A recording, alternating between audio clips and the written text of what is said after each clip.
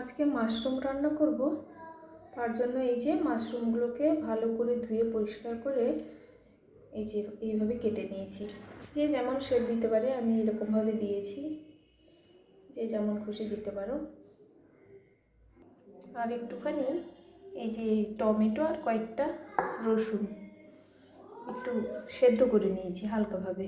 এটা ঠান্ডা হয়ে গেছে, এবারে এটাকে মিক্সিতে একটু পিষবো। সঙ্গে সামান্য কাজু বাদামও ভিজিয়ে রেখেছিলাম, অনেকক্ষণ হলো ভিজিয়ে রেখেছি, ওটাকে একটু আলাদাভাবে পিষে নেব। এই যে রসুন আর টমেটোটা এটা পেস্ট করেছি, আর এটা ওই যে কাজু বাদামটা ভিজিয়ে রেখেছিলাম ওইটা পেস্ট করেছি। এইবারে রান্নাটা করব, সরষের তেলেই রান্নাটা করব। এই যে তেল দিয়ে দিয়েছি, এই যে প্রথমে একটু জিরা ফোড়ন দিচ্ছি, তারপরে পেঁয়াজগুলো দিয়ে দেবো। অল্পই পেঁয়াজ দিয়েছি, বেশি পেঁয়াজ দেইনি। পেঁয়াজটা ইচ্ছে হলে নাও দিলে ভালো, কোনো অসুবিধা নেই, তার জন্য পেঁয়াজ বেশি দেইনি। এই যে পেঁয়াজটা একটু লাল লাল হয়ে এলেই তারপরে ওই টমেটোটা দিয়ে দেবো। এটা আগে থেকে টমেটো আর যে রসুনটা পেস্ট করে রেখেছিলাম ওইটা। এটা তো সেদ্ধ করাই আছে, খুব বেশি ভাজার দরকার নেই, কারণ ওই রসুনের স্মেলটা থাকবে না, কাঁচা স্মেল তো থাকবেই না একটু।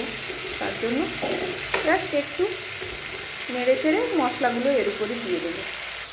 প্রথমেই দিচ্ছি একটু হলুদ, তারপর বেশ খানিকটা ধনিয়া পাউডার, আর লঙ্কা যে যেমন খান তেমন, সামান্য একটু জিরা পাউডার।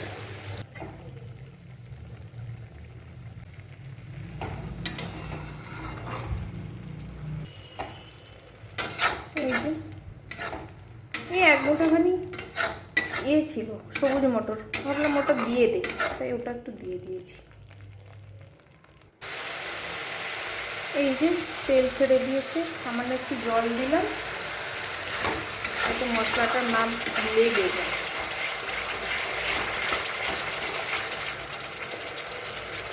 এরপরে ওই কাজু বাদাম যে বেটে রেখেছিলাম ওই পেস্টটা একটু দিলাম, হালকা একটু নাড়বো, দিয়েই মাশরুমগুলো দিয়ে দেবো। আর মাশরুমগুলোকে আলাদাভাবে ভাজিনি কিংবা সেদ্ধ করিনি, তার জন্য এই মশলার সঙ্গেই হবে ধীরে ধীরে। এই তো মাশরুমগুলো এবার দিয়ে দিলাম, এর সঙ্গে ধীরে ধীরে হবে, একটু টাইম দিয়ে হবে।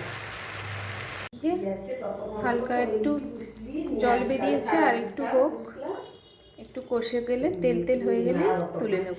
এই যে হয়ে গেছে, রুটির সঙ্গে খাবো তাই হালকা একটু জুসি জুসি রাখা হয়েছে, আর সামান্য কিছু ধনেপাতা দিয়েছিলাম, ওটা দেখাতে ভুলে গেছি। এই যে রেডি আমার মাশরুমের সবজি।